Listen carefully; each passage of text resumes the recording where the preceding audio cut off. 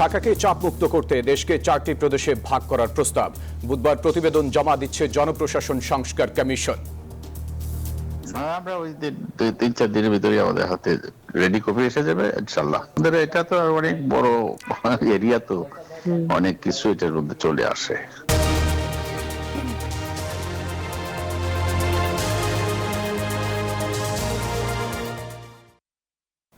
আমন্ত্রণ নিউজ 24 সংবাদের সাথে আছি আমরা দুজন, আমি সারা মেহজাবিন এবং আমি ফয়সাল মাহমুদ। দর্শক দেখছিলেন প্রধান শিরোনাম। শিরোনামে ছাড়াও থাকছে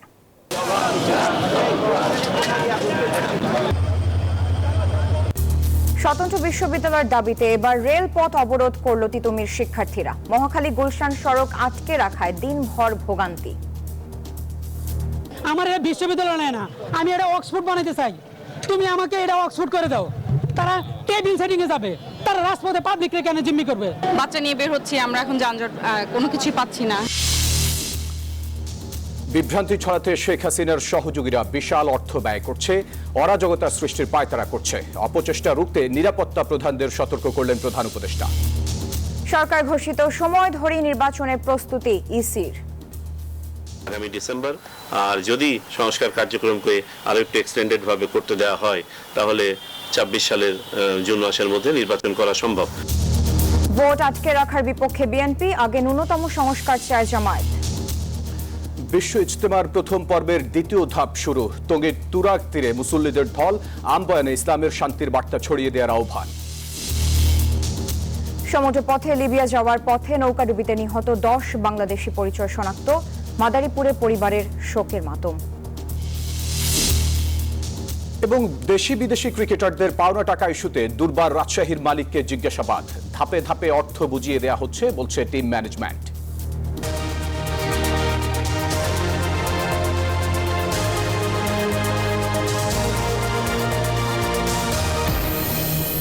দর্শক দেখছিলেন অন্যান্য শিরোনামগুলো। এবার বিস্তারিত। আগামী 5 ফেব্রুয়ারি জনপ্রশাসন সংস্কার কমিশন সুপারিশ জমা দিবেন প্রধান উপদেষ্টার কাছে। 182 পৃষ্ঠার সুপারিশে একটি জনবান্ধব জনপ্রশাসন তৈরির বিষয়গুলোকে গুরুত্ব দেওয়া হয়েছে। ঢাকা, চট্টগ্রাম, খুলনা, রাজশাহী এই 4 বিভাগকে 4টি প্রদেশ করার সুপারিশ করেছে জনপ্রশাসন সংস্কার কমিশন। নিউজ 24-কে এসব তথ্য জানিয়েছেন জনপ্রশাসন সচিব মুখলেসুর রহমান। তিনি জানান, ঢাকার উপর চাপ কমাতে এমন সিদ্ধান্ত। এদিকে সরকারি কর্মকর্তা কর্মচারীদের জন্য মহার্ঘ ভাতার সিদ্ধান্ত জনপ্রশাসন মন্ত্রণালয়ের নয়, অর্থ মন্ত্রণালয়ের বলেন সচিব। বিস্তারিত জানাচ্ছেন শাহনাজ ইয়াসমিন।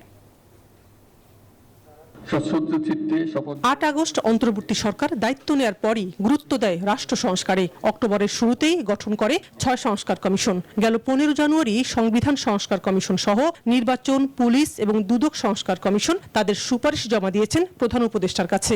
জনপ্রশাসন এবং বিচার বিভাগীয় সংস্কার কমিশন 31 জানুয়ারি পর্যন্ত সময় নিয়েছিল। জনপ্রশাসন সচিব মুখলেসুর রহমান সচিবালয় নিউজ 24-কে জানান, তাদের কাজ শেষ হয়েছে, এখন ছাপাখানায় রয়েছে বাধাইয়ের জন্য। আগামী 5 ফেব্রুয়ারি প্রধান উপদেষ্টার কাছে জমা দিবেন সুপারিশ। একটি জনবান্ধব জনপ্রশাসন গঠন করার পক্ষে 182 পৃষ্ঠার সুপারিশ করা হয়েছে। জনাব আব্দুল মুহিত চৌধুরী স্যারের নেতৃত্বে 11 জনের টিম আছে, সবাই উপস্থিত থেকে মাননীয় প্রধান উপদেষ্টার অফিসে 5 ফেব্রুয়ারি জমা দেওয়া হবে। এটা তো পাবলিক ডকুমেন্ট, এটা আসার সাথে সাথেই সরকারের মাধ্যমে সকলেই জানবে এবং এতদিনের ফাইন্ডিংস এটা অনেক কি বলবো যে রিসার্চ অ্যান্ড মিশন ভিশন রেখে এটা করা হয়েছে। বাংলাদেশের সরকারের জনপ্রশাসন কেমন হলে জনবান্ধব হবে, এটাই মূল লক্ষ্য। আমরা ওই 3-4 দিনের ভিতরে আমাদের হাতে রেডি কপি এসে যাবে ইনশাআল্লাহ। আমাদের এটা তো অনেক বড় এরিয়া, তো অনেক কিছু এটার মধ্যে চলে আসে। ঢাকা, চট্টগ্রাম, খুলনা, রাজশাহী এই 4 বিভাগকে 4টি প্রদেশ করার সুপারিশ করেছে জনপ্রশাসন সংস্কার কমিশন। কাজকে বিকেন্দ্রীকরণ করে ঢাকার উপর চাপ কমাতে এমন সুপারিশ কমিশনের। এটা 182 পৃষ্ঠার রিপোর্ট, এখানে অনেক কিছু আছে, আপনি যেটা বললেন সেটাও আছে। এগুলো সবই ডিটেলস। জনপ্রশাসনের বিষয় শুধুমাত্র বদলি ট্রান্সফার না, এর বাইরে আরো অনেক কাজ। উনি জমা দেওয়ার পরেই এগুলো পাবলিক জানবে, তখন আপনাদের সাথে আমাদের কথা হবে। আমরা এই ধরনের একটা কনসেপ্ট দেবো ইনশাআল্লাহ। ডিসেন্ট্রালাইজড হবে, ঢাকা শহরে আপনার চাপটা কমবে একটু। গণতান্ত্রিক ব্যবস্থাপনা তো পৃথিবীর সব দেশে এরকমই, একটা বিষয়ের উপরে আলাদা আলাদা ভাবে হয়েছে আর কি। এদিকে সরকারি কর্মকর্তা কর্মচারীদের মহার্ঘ ভাতা দেওয়ার বিষয়ে এখনো কোনো সিদ্ধান্ত হয়নি জানিয়ে সচিব বলেন এই সিদ্ধান্ত নেবে অর্থ মন্ত্রণালয়। আমরা কারো কথায় গুজবে কান না দিয়ে মাননীয় অর্থ উপদেষ্টা যেটা বলবেন, অর্থ মন্ত্রণালয় যেটা বলবেন, সেটা আমাদের সকলের জন্য প্রযোজ্য। মূল্যস্ফীতির সাথে সামঞ্জস্য রাখতে 15 লাখ সরকারি কর্মকর্তা কর্মচারীদের জন্য মহার্ঘ ভাতার ঘোষণা দিয়েছিলেন অন্তর্বর্তী সরকার। শানাজি ইয়াসমিন, নিউজ 24, ঢাকা। সরকারি তিতুমির কলেজকে বিশ্ববিদ্যালয় ঘোষণার দাবিতে বিক্ষোভ মিছিল নিয়ে মহাখালী রেলপথ অবরোধ করেছেন শিক্ষার্থীরা। এতে ঢাকা রেলওয়ে স্টেশন থেকে ছেড়ে আসা একটি ট্রেন আটকে গেছে। লাল পতাকা দেখিয়ে ট্রেনটি থামানো হয়। এর আগে দিনভর বাস ফেলে রাজধানীর মহাখালী গুলশান সড়কে অবরোধ করে রাখে তারা। সড়ক বন্ধ থাকা এতে ভোগান্তিতে সাধারণ মানুষ। সৃষ্টি হয়েছে তীব্র যানজট, পথে আন্দোলনকারীদের সাথে বাকবিতণ্ডায় জড়ান অনেকে। তিতুমির কলেজ শিক্ষার্থীদের ধৈর্য ধরতে বলেছেন তথ্য উপদেষ্টা নাহিদ ইসলাম। স্বতন্ত্র বিশ্ববিদ্যালয়ের দাবিতে বিক্ষোভ মিছিল নিয়ে মহাখালী রেলপথ অবরোধ করেছেন শিক্ষার্থীরা। এতে ঢাকা রেলওয়ে স্টেশন থেকে ছেড়ে আসা একটি ট্রেন আটকে দেয়া হয়। লাল পতাকা দেখিয়ে ট্রেনটি থামানো হয়। সোমবার বিকেল 3:40 রেলপথ অবরোধ করেন শিক্ষার্থীরা। এর আগে সরকারি তিতুমির কলেজকে স্বতন্ত্র বিশ্ববিদ্যালয়ে রূপান্তরের দাবিতে আবারও সড়ক অবরোধ করেন আন্দোলনরত শিক্ষার্থীরা। রাস্তা বন্ধ করায় ভোগান্তিতে পড়ে এভাবেই আন্দোলনকারীদের সাথে বাকবিতণ্ডায় জড়ান মহাখালীর এই সড়কে যাতায়াতকারীরা। দাবি আদায়ের জন্য তারা সার্ভিস, তাদের যে লাইন ম্যানেজার আছে, তারা যাদের অধীনে আন্দোলন করছে, তাদের কাছে সে বক্তব্য দিবে যে ভাই আমার এটা বিশ্ববিদ্যালয় নেয় না, আমি এটা অক্সফোর্ড বানাইতে চাই, তুমি আমাকে এটা অক্সফোর্ড করে দাও। তারা টেবিল সেটিং এ যাবে, তারা রাজপথে পাবলিককে কেন জিম্মি করবে? হাসিনা বেগম মধ্যবয়সী এই নারী নার্সিং সুপারভাইজার হিসেবে কাজ করেন ক্যান্সার হাসপাতালে। ডিউটি শেষে রাস্তা বন্ধ থাকায় প্রতিদিন পায়ে হেঁটেই বাড়ি ফিরতে হয় তাকে। তার মতো এমন ভোগান্তির কথা জানান আরো অনেকে। ওই যে রাস্তাঘাট আছে, 3 দিন ধরে এই রাস্তা এরকম হাইটা যাইতে হয়। গরিবের কোনো জায়গায় শান্তি নাই, গরিবের ভোগান্তি আজীবন যাইব। বিকল্প রাস্তা বলতে আপনার এটা তো যাওয়ার মতো না। আমরা আসলে হয়রানির শিকার হচ্ছি। আমরা এই যে বাচ্চা নিয়ে বের হচ্ছি, আমরা এখন যানজট কোনো কিছুই পাচ্ছি না। শিক্ষার্থীরা রাস্তা বন্ধ করে দেওয়ায় মহাখালী থেকে উত্তরা সড়কে দেখা যায় তীব্র যানজট। মানুষের এমন ভোগান্তির জন্য দুঃখ প্রকাশ করেন শিক্ষার্থীরাও। তবে দাবি আদায় না হওয়া পর্যন্ত চলবে তাদের এই উত্তর ব্লকেট কর্মসূচি। আমরা আমাদের দাবি আদায় করার জন্য নামছি, অন্য কেউ কি বললো না বললো আমরা ওটা দেখতেছি না। এখন আমরা চাই তিতুমির কলেজকে তিতুমির বিশ্ববিদ্যালয় করা হোক। আমরা চাচ্ছি যে আমাদের মাধ্যমে ঢাকা সিটিতে শুধু নয়, সারা বাংলাদেশে শিক্ষার বাণিজ্যটা ভেঙে দেওয়া হোক। স্টুডেন্টরা কেন দাবি আন্দোলন করতেছিল, যদি জনগণ এটি জানে, আমি মনে করি জনগণ স্টুডেন্টদের পাশে এসে দাঁড়াবে। এদিকে তিতুমির কলেজের শিক্ষার্থীদের জনভোগান্তির এমন আন্দোলন থেকে সরে আসার আহ্বান জানিয়েছেন তথ্য ও সম্প্রচার উপদেষ্টা নাহিদ ইসলাম। বলেন এই মুহূর্তে অনেক কিছু করা সম্ভব না হলেও সবার জন্য ভালো কিছু হবে বলেও ইঙ্গিত দেন তিনি। শিক্ষা জীবন এবং তাদের শিক্ষা প্রতিষ্ঠানের প্রতিও সরকার আন্তরিক এবং দায়িত্বশীল, কিন্তু এই মুহূর্তে হয়তো অনেক কিছু করা সম্ভব না। তো জনভোগান্তি না করে আমরা যাতে সেই বিষয়টা মাথায় রাখি, আশা করি সবার জন্য ভালো কিছু হবে। তিতুমির কলেজকে বিশ্ববিদ্যালয় করার দাবিতে গেল 29 জানুয়ারি থেকে গণ অনশন ও ব্লকেট কর্মসূচি পালন করছেন কলেজটির শিক্ষার্থীরা। নাইম আলচিকো, নিউজ 24, ঢাকা। তিতুমির কলেজের শিক্ষার্থীদের আন্দোলনে জনগণ সরকারের নাভিশ্বাস উঠে গেছে, এমন মন্তব্য করে শিক্ষার্থীদের ক্যাম্পাসে ফিরে যাওয়ার আহ্বান জানিয়েছেন স্বরাষ্ট্র উপদেষ্টা। আর শিক্ষা সচিব জানান তিতুমির কলেজকে বিশ্ববিদ্যালয় করার বিষয়ে আরো পরীক্ষা নিরীক্ষার বিষয় রয়েছে।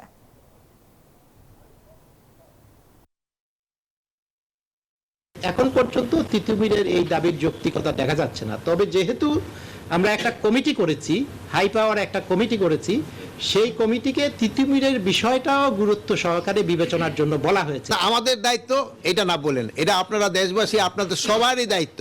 আপনারা এই যে আমার সচিব মহোদয় যেখানে বললেন, এটা আপনারা ভালোভাবে প্রজেক্ট করেন, জনগণে কিন্তু তাদের একসময় উঠাই দিবে এই রেল লাইনে থেকে। দর্শক, ঘটনাস্থলে আছেন সহকর্মী শাহরিয়ার কবির। আমরা বিস্তারিত জানতে যুক্ত হচ্ছে তার সাথে। শাহরিয়ার, তিতুমির কলেজের শিক্ষার্থীদের এই মুহূর্তে অবস্থান, তারা কোথায় অবস্থান করছেন, আর ট্রেন চলাচল স্বাভাবিক হয়েছে কিনা, সবকিছু মিলে একটু বিস্তারিত জানান আমাদেরকে।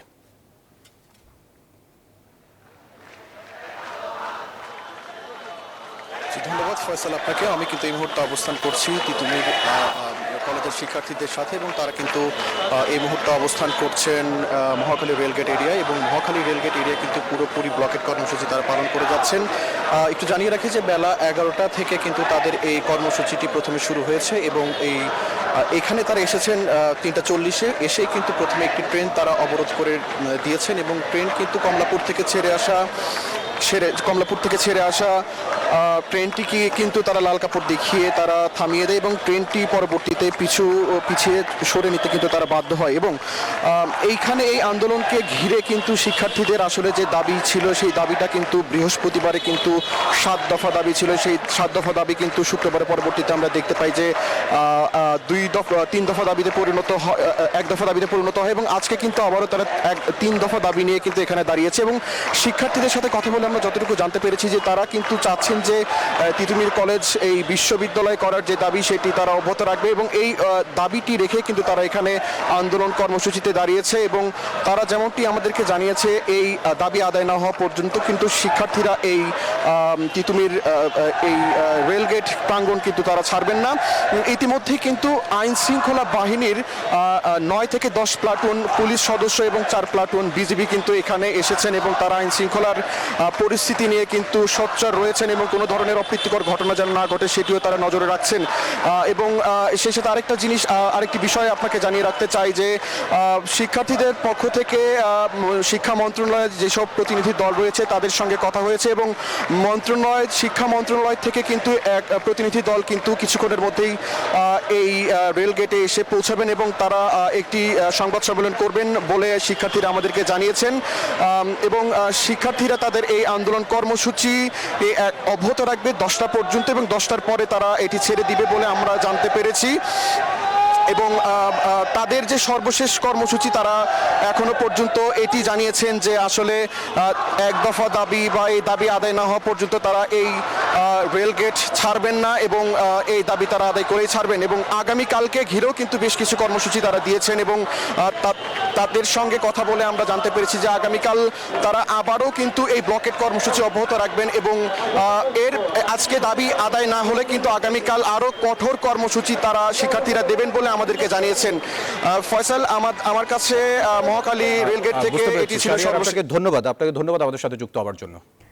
ক্ষমতাচ্যুত শেখ হাসিনার সহযোগীরা বিশাল অর্থ ব্যয় করে অরাজকতা সৃষ্টি এবং ভুল তথ্য ছড়ানোর অপপ্রয়াস চালাচ্ছে, এমন মন্তব্য করেছেন প্রধান উপদেষ্টা ডক্টর মোহাম্মদ ইউনূস। সোমবার রাষ্ট্রীয় অতিথি ভবন যমুনায় আইনশৃঙ্খলা পরিস্থিতি পর্যালোচনা করতে নিরাপত্তা প্রধানদের সঙ্গে এক উচ্চ পর্যায়ের সভায় তিনি কথা বলেন। যুদ্ধকালীন পরিস্থিতির মতোই সজাগ থাকতে সংশ্লিষ্টদের নির্দেশ দেন প্রধান উপদেষ্টা। বলেন, এই বছর দেশটির জন্য অত্যন্ত গুরুত্বপূর্ণ, তাই কাউকে অরাজকতা সৃষ্টি করতে দেয়া যাবে না। এ সময় আইনশৃঙ্খলা পরিস্থিতি নিবিড়ভাবে পর্যবেক্ষণের জন্য একটি কমান্ড সেন্টার স্থাপনের নির্দেশ দেন প্রধান উপদেষ্টা।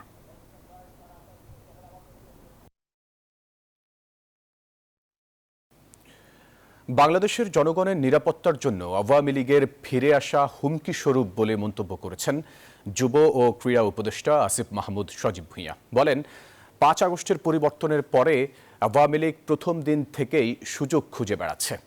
ফেব্রুয়ারিকে কেন্দ্র করে এক ধরনের বিশৃঙ্খলা তৈরির চেষ্টা চলছে বলেও অভিযোগ করেন তিনি।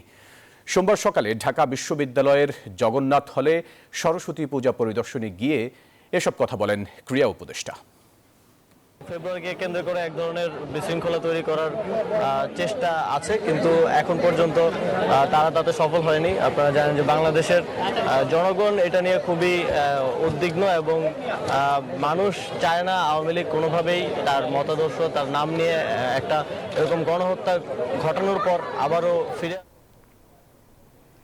চলতি বছরের ডিসেম্বর বা 2026 সালের জুনকে টার্গেট করে জাতীয় নির্বাচনের প্রস্তুতি নিচ্ছে কমিশন। এ কথা জানিয়েছেন নির্বাচন কমিশনার ব্রিগেডিয়ার জেনারেল অবসরপ্রাপ্ত আবুল ফজল মোহাম্মদ সানাউল্লাহ। সকালে রাজশাহী আঞ্চলিক নির্বাচন কর্মকর্তার কার্যালয়ে ভোটার তালিকা হালনাগাদ কার্যক্রম 2025 ও ত্রয়োদশ জাতীয় সংসদ নির্বাচন সংক্রান্ত মতবিনিময় সভায় এসব জানান তিনি। বলেন, স্থানীয় নির্বাচনের ব্যাপারে সরকার তারিখ নির্ধারণ করলে কমিশন নির্বাচনের আয়োজন করবে। বিগত সময়ের 18 থেকে 24 লাখ মৃতরা ভোটার তালিকা থেকে বাদ যাবে। পর্দার বিষয় নিয়ে তিনি বলেন, আইনি বাধ্যবাধকতায় ছবি ছাড়া ভোটার নিবন্ধন করার সুযোগ নেই। ইলেকশনের সময়টা এই মুহূর্তে ইলেকশন কমিশনের হাতে নয়, আপনারা জানেন। তবে আমরা একটা মোটামুটি ধারণা পাই মাননীয় প্রধান উপদেষ্টার গত 16 ডিসেম্বরের বক্তব্য থেকে, যে তিনি বলেছেন যে সংস্কার কার্যক্রম যদি সংক্ষিপ্ত আকারে করতে হয়, রাজনৈতিক দলগুলো যদি সেই পর্যায়ে গিয়ে দাঁড়ায়, তাহলে পারে আগামী ডিসেম্বর। আর যদি সংস্কার কার্যক্রমকে আরও একটু এক্সটেন্ডেড ভাবে করতে দেওয়া হয়, তাহলে 26 সালের জুন মাসের মধ্যে নির্বাচন করা সম্ভব। আমরা নির্বাচন কমিশন মোটামুটি এই উইন্ডোটাকে ধারণ করে এর প্রথম অংশটাকে, যেহেতু আমাদের প্রস্তুতির ব্যাপার আছে, আমরা আমাদের প্রস্তুতি এগিয়ে নিচ্ছি। সংস্কার একটি চলমান প্রক্রিয়া, এর জন্য নির্বাচন আটকে রাখার কোনো কারণ নেই বলে মন্তব্য করেছেন বিএনপির সিনিয়র যুগ্ম মহাসচিব রুহুল কবির রিজভী। বলেন, আগামী দিনে কোনো আন্দোলনে গুলি কিংবা শটগানের ব্যবহার নিষিদ্ধ করতে হবে। সংস্কার তো যুগ যুগ ধরে চলবে, এটা তো চলমান প্রক্রিয়া।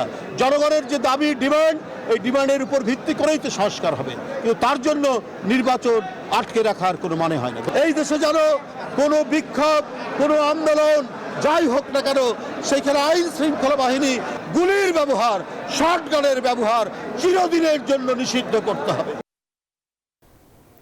স্বাধীন বাংলাদেশের বিভিন্ন প্রতিষ্ঠানে স্বৈরাচারের প্রেতাত্মারা বসে আছে, তাদের বিচার করতে হবে।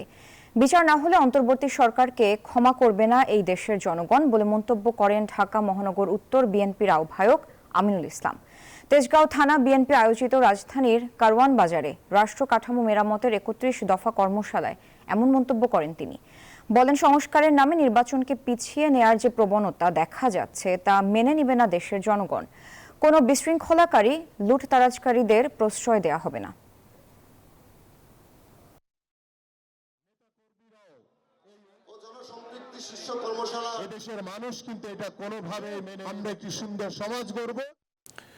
নিরপেক্ষ ও সুষ্ঠু পরিবেশ সৃষ্টি হওয়ার আগ পর্যন্ত নির্বাচনের জন্য দলগুলোকে অপেক্ষা করতে হবে। সোমবার ফেনীতে এমন মন্তব্য করেছেন জামায়াতের আমির ডাক্তার শফিকুর রহমান। ভবিষ্যতে আমরা চাই এমন সরকার হোক, গ্রাম থেকে শুরু করে পার্লামেন্ট, সব জায়গায় তাদের দায়বদ্ধতা থাকবে, সততা থাকবে, স্বচ্ছতা থাকবে, তাদের হাতগুলো দুর্নীতি থেকে মুক্ত থাকবে। নতুন রাজনৈতিক দল হিসেবে ইসির আনুষ্ঠানিক নিবন্ধন পেয়েছে বাংলাদেশ ডেভেলপমেন্ট পার্টি। ৭১ মুক্তিযুদ্ধ ২৪ জুলাইয়ের চেতনাকে ধারণ করে রাজনীতি করতে চায় বিডিপি।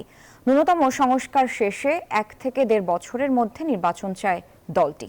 সকালে রাজধানীর আগারগাঁওয়ে নির্বাচন ভবনে ইসির সচিব আখতার আহমেদের কাছ থেকে দলটির চেয়ারম্যান আনোয়ারুল ইসলাম চান ও জেনারেল সেক্রেটারি মোহাম্মদ নিজামুল হক নিবন্ধন গ্রহণ করেন।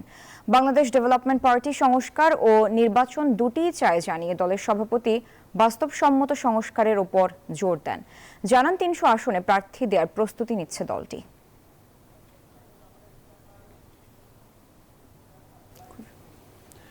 আটান্নতম বিশ্ব ইজতেমার প্রথম পর্বের দ্বিতীয় ধাপে ঢাকার একাংশ সহ ২২টি জেলার মুসল্লিরা ৪০টি খিত্তায় অংশগ্রহণ করেছেন। দাওয়াতের মাধ্যমে ইসলামের শান্তির বার্তা সারা বিশ্বে ছড়িয়ে দেওয়ার উপর গুরুত্ব আরোপ করেন আলেমগণ। বিস্তারিত প্রতিবেদনে। সামিয়ানের নিচে দ্বীনি শিক্ষা দিচ্ছেন আলেমগণ। তালিকা তৈরি হচ্ছে কখন, কোথায়, কারা ইসলামের দাওয়াত দেবেন। হকের দাওয়াত সারা দুনিয়ার মধ্যে ছড়িয়ে যায়, এই জন্য আমরা মেহনত করতেছি। নবীদেরকে জিম্মাদারি দিয়েছিল, নবী রাসূল দুনিয়া থেকে বিদায় চলে গিয়েছে, সেই জিম্মাদারি আমাদের উপর আসছে। তারা যেভাবে দিন পৌঁছিয়েছে, প্রচার করেছে, আমরা সেভাবে দিনটাকে প্রচার করব। আল্লাহ তাআলার রজ্জুকে আমরা শক্ত করে ধরার জন্য ইনশাআল্লাহ আজকে আমরা ইজতেমায় এসেছি। তাবলীগ জামাতে এসে এই ফরিয়াদ করি, আল্লাহ তুমি সারা বিশ্বের মুসলমানকে হিদায়াত করো, আল্লাহ ভীতি মানুষের অন্তরে ঢোকাইয়া দাও। তুরাগ নদীর তীরে যতদূর চোখ যায় ততটুকুতেই ভিড় ইজতেমায় অংশ নিতে আসা মুসল্লিদের। প্রথম পর্ব ২ ধাপে হওয়ায় স্বস্তি প্রকাশ করেছেন তারা। মুরব্বীদের পরামর্শক্রমে এখনো ২ পর্ব হয়েছে, যার দ্বারা আমাদের আলহামদুলিল্লাহ বিভিন্ন দিকে আমরা ফায়দা পাইছি। পৃথিবীর সব মুসলমানের গুনাহ যেন আল্লাহ মাফ করে দেয়। ধনী গরিব সকলে মিলে একই বিছনা, একই সামিয়ানার তলে আমরা সকলে একসাথে বসে থাকি। এটা বড় একটা ইজতেমা, যেখানে অন্যান্য দেশ থেকে মানুষ আসে, এটা আমাদের জন্য একটা বড় একটা চাওয়া পাওয়া। ফজরের নামাজের পর শুরু হয় ৫৮তম বিশ্ব ইজতেমার দ্বিতীয় পর্ব। বাদ জোহর বয়ান করেন পাকিস্তানের মাওলানা জিয়াউল হক। বয়ানে দ্বীনের দাওয়াতের উপর গুরুত্ব আরোপ করেন তিনি। বিভিন্ন নজম অর্থাৎ আমাদের যেমন জুনিয়ালি পাহারা এবং আনুষঙ্গিক যে জামাতগুলো আছে, পানির জামাত, বিদ্যুৎ জামাত, মাইকেল জামাত, ইনাদের সাথে ওনারা ওনাদের কাজ কিভাবে পরিচালনা করবেন তার দিক নির্দেশনামূলক বক্তব্য অর্থাৎ হেদায়েতের কথা ওনাদের সামনে বলেন। প্রথম পর্বে অংশ নিতে আসা 72টি দেশের ৩,২56 জন বিদেশি মুসল্লি 5 তারিখ মুনাজাত শেষে দেশে ফিরবেন। দুনিয়াবি লাভের আশা না করে আল্লাহ সন্তুষ্টি অর্জনের জন্য অংশ নিয়েছেন ধর্মপ্রাণ মুসলমানরা। আগামী 5 তারিখ দ্বিতীয় পর্বের আখিরি মুনাজাতের মধ্য দিয়ে প্রথম পর্ব শেষ হলেও 14, 15 ও 16 তারিখ শুরু হবে বিশ্ব ইজতেমার দ্বিতীয় পর্ব। টঙ্গীর তুরাগ নদীর তীর থেকে আরিফুল ইসলাম, নিউজ 24। পতিত স্বৈরাচারের যারা লিফলেট বিতরণ করবেন তাদের গ্রেফতার করা হবে বলে জানিয়েছেন প্রধান উপদেষ্টার প্রেস সচিব শফিকুল আলম। বিকেলে রাজধানীর ফরেন সার্ভিস একাডেমিতে এই কথা বলেন তিনি। যারা লিফলেট বিতরণ করবেন তাদের জন্য আমাদের কড়া মেসেজ, তাদেরকে অ্যারেস্ট করা হবে। কারণ লিফলেটের মধ্যে যে সমস্ত কথা আছে সেটা খুবই খুবই মানে ল অ্যান্ড অর্ডার সিচুয়েশনকে হুমকি এফেক্ট করার কথা, মানে এটাকে আন্ডারমাইন করার এদের বিরুদ্ধে ব্যবস্থা নেওয়া হবে। অবৈধভাবে সমুদ্রপথে ইতালি যাওয়ার পথে নৌকাডুবিতে নিহত 23 জনের মধ্যে 10 জনের পরিচয় মিলেছে। তাদের বাড়ি মাদারীপুরের রাজৈর উপজেলায়। মামা ভাগ্নে সহ নিহতের পরিবারে চলছে শোকের মাতম। এই ঘটনায় জড়িত দালালদের দৃষ্টান্তমূলক শাস্তির দাবি জানিয়েছেন স্বজন এলাকাবাসী। বেলাল রিজভির তথ্য, ছবিতে ডেস্ক রিপোর্ট। পরিবারের সচ্ছলতা ফেরাতে বিদেশের স্বপ্ন, অবশেষে অবৈধভাবে সমুদ্রপথে ইতালি পাড়ি জমাতে গিয়ে একসাথে একই উপজেলার 10 যুবকের মৃত্যু, যাতে এলাকা জুড়ে শোকের মাতম। স্বজনরা জানায়, দালালদের খপ্পরে পড়ে গত 1 জানুয়ারি ইতালির উদ্দেশ্যে বাড়ি ছাড়েন মাদারীপুরের রাজৈর পৌরসভার পশ্চিম সরমঙ্গল গ্রামের হাসান হাওলাদারের ছেলে টিটু। সাথে যান মামা আবুল বাশার আকনো। গত 24 জানুয়ারি লিবিয়া থেকে একটি ইঞ্জিন চালিত নৌকায় যাত্রা করেন তারা, কিন্তু ভাগ্যের নির্মম পরিহাসে ভূমধ্যসাগরে নৌকাডুবিতে প্রাণ হারায় মামা ভাগ্নে। সোমবার তাদের মৃত্যুর খবরে পরিবারের শোকের ছায়া। আর কোনো আমার ভাই নাই, আর আমরা এখানে 2টা ভাই আছি। এখন আমরা যে কোন মিলে বুঝ দেবো আর কোন মিলে রাখবো, আমরা সরকারের দ্বারা এই দালালের চুক্তি বিচারটা আমাদের জায়গা জমি যা ছিল বন্ধক এবং কিছু বেচা কেনা করছি ভাই বোন এবং আত্মীয় স্বজনের কাছে বলে নামাজ শুরু করছে, সেই সময় মোবাইল করছে বা ছবিও পাঠাইছে, মারা গেছে যে ছবি দেখেন। অভিযোগ, ভিটে মাটি বিক্রি করে চড়া সুদে রাজধানীর বাড্ডা কোতোয়ালি থানার পৃথক হত্যা এবং হত্যাচেষ্টা মামলায় সাবেক মন্ত্রী, এমপি সহ 9 জনকে 2 দিনের রিমান্ড দিয়েছেন আদালত। সোমবার ঢাকার মেট্রোপলিটন ম্যাজিস্ট্রেট আদেশ দেন। এদিন অটোরিকশা চালক হাফিজুল শিকদার হত্যা মামলায় সাবেক মন্ত্রী দীপু মনি, আনিসুল হক, সাবেক প্রধানমন্ত্রীর উপদেষ্টা সালমান এফ রহমান সহ 7 জনকে 2 দিনের রিমান্ড আদেশ দেন আদালত। এবার অর্থবাণিজ্য সংবাদ।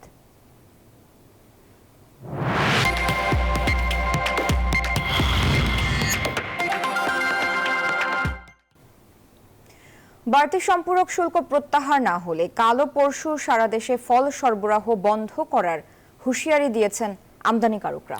তারপরও দাবি না মানলে 13 ফেব্রুয়ারি থেকে অনির্দিষ্টকালের জন্য একযোগে বন্দর থেকে ফল খালাস বন্ধের হুমকি দিয়েছেন তারা, এবং ফলকে বিলাসী পণ্যের তালিকা থেকে বাদ দেওয়ারও দাবি করেন ব্যবসায়ীরা।